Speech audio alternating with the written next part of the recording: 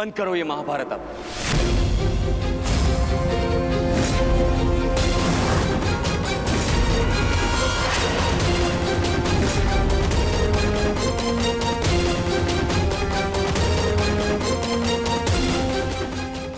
नहीं गुरुदेव,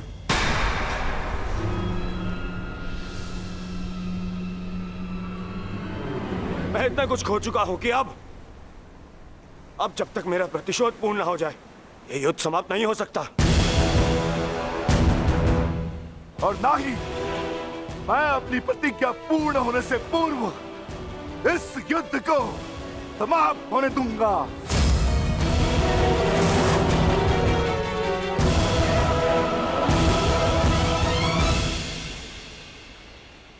तुमने जो प्रतिज्ञा दुर्योधन के लिए ली है, अब उसका पूर्ण होना असंभव है।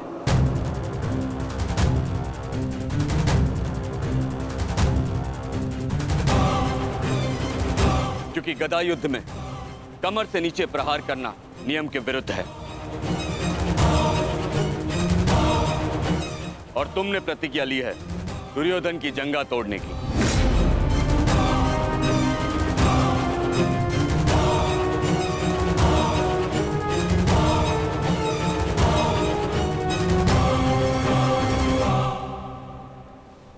कैसी अनीति दाऊ। महामहिम भीष्म के बाणों की शैया पर जाने के पश्चात इस युद्ध में कोई नीति शेष नहीं रही दाऊ। और फिर आपने तो स्वयं को इस युद्ध से विमुख रखा था ना। आप इस युद्ध में भाग नहीं ले सकते दाऊ।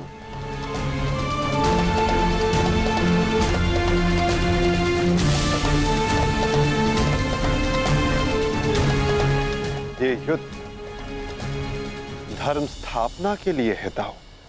मैं यही तो देखने आया हूं कान्हा कि इस धर्म स्थापना के युद्ध में कोई अधर्म ना हो।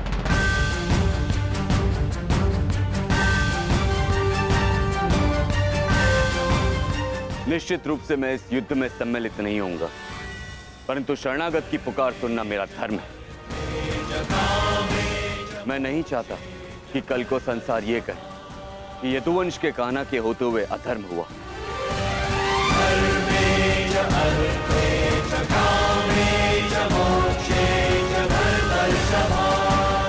यदि ये दोनों युद्ध करना चाहते हैं तो करें।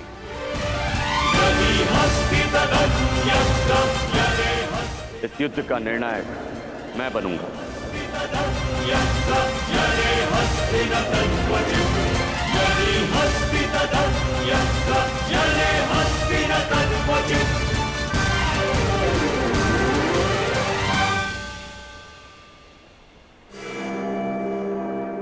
और स्मरण रहे, जिसने भी इस युद्ध में नियमों का उल्लंघन करके विजय पाई, उसे मैं स्वयं अपने हल से समाप्त कर दूंगा।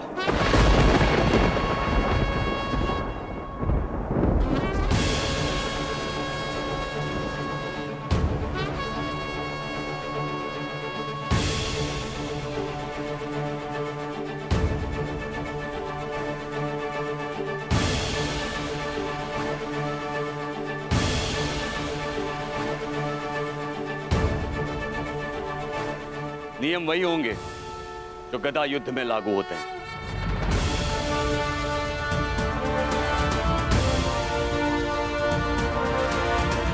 और युद्ध में कोई भी योद्धाओं के मध्य नहीं आ सकेगा।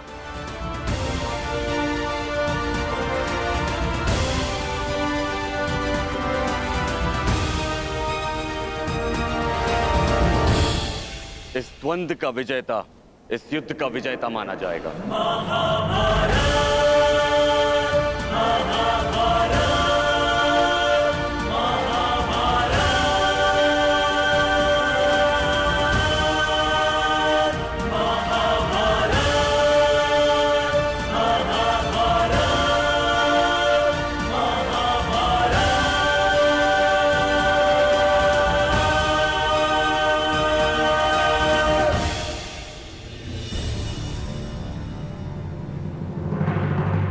अब धर्म स्थापना का भार तुम्हारे कंधों पर है विकोदर।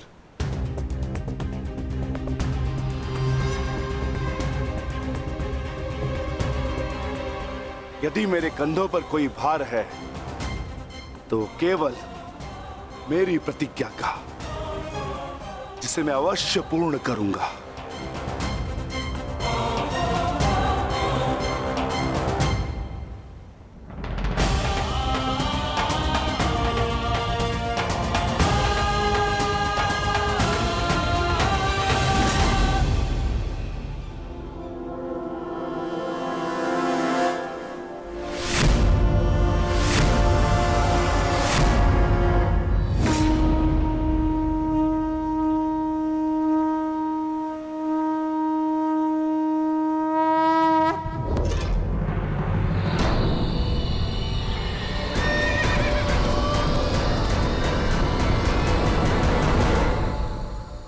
युद्ध प्रारंभ करो।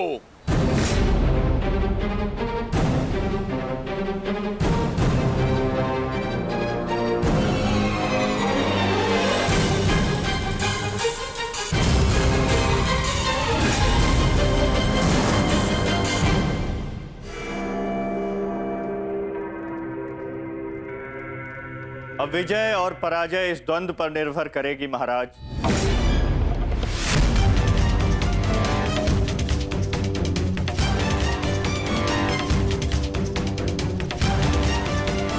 एक ओर प्रतिशोध है तो दूसरी ओर प्रतिज्ञा।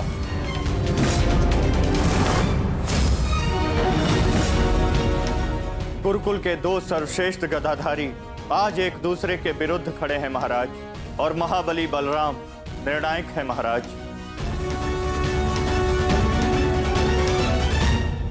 मुझे इस बात में कभी भी संदेह नहीं था संजय कि मेरा पुत्र भीम से श्रेष्ठ गदाधारी है। मुझे पूर्ण विश्वास है कि मेरा पुत्र भीम को अवश्य परास्त करेगा।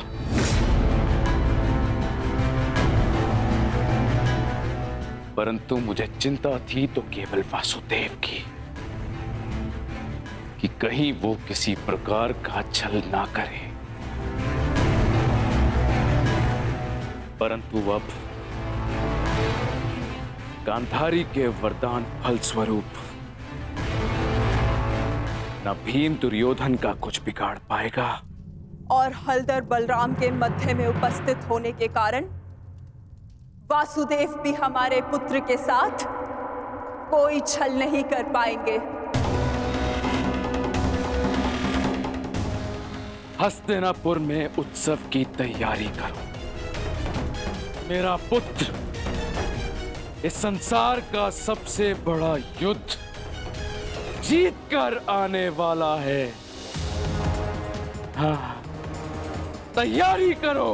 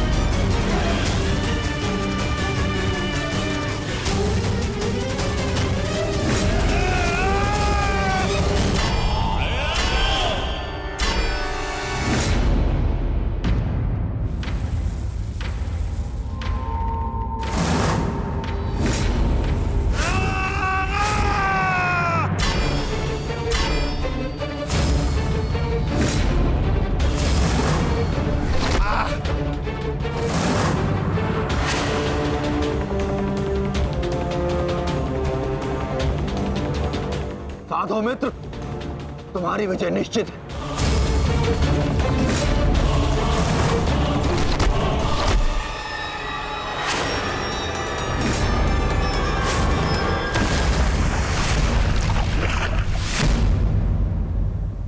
माधव, यदि ऐसा ही चलता रहा तो भीम दुर्योधन के आगे अधिक समय तक टिक नहीं पाएगा। ये द्वंद्व पूर्ण रूप से दुर्योधन के पक्ष में है।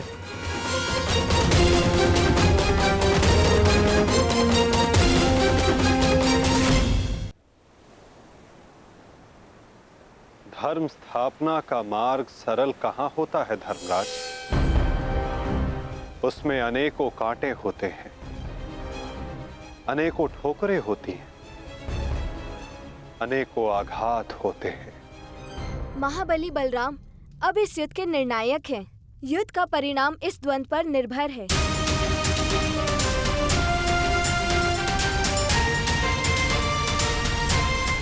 माधव, आप क्या यूं ही देखते रहेंगे?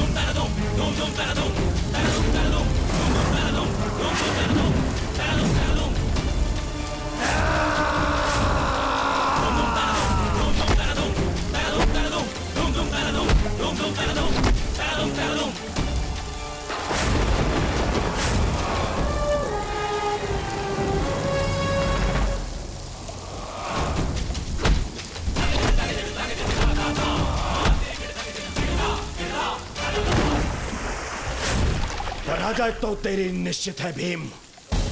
फिर क्यों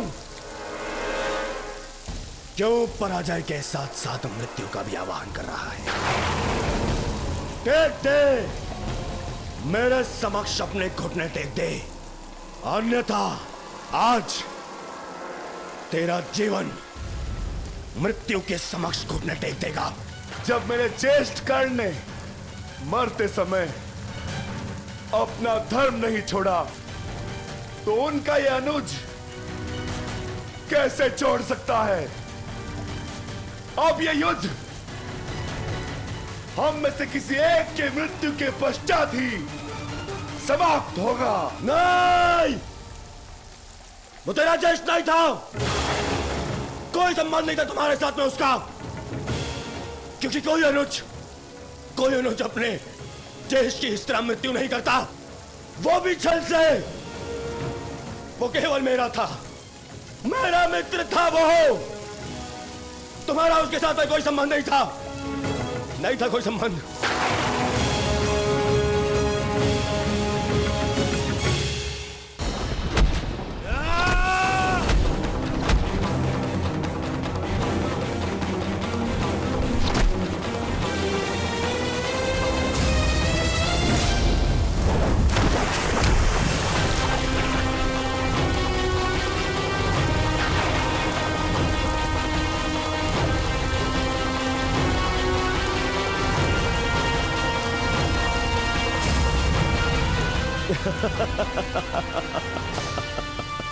क्यों पांडवों, आनंद आ रहा है?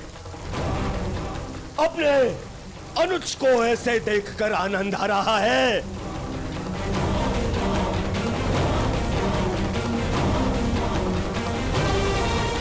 इसी के सहारे इस युद्ध में विजय प्राप्त करने का स्वप्न देखा था ना तुम लोगों ने?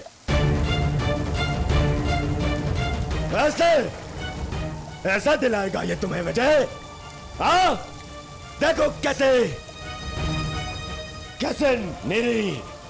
लाचार, धरती की गोद में धंसा हुआ है ये।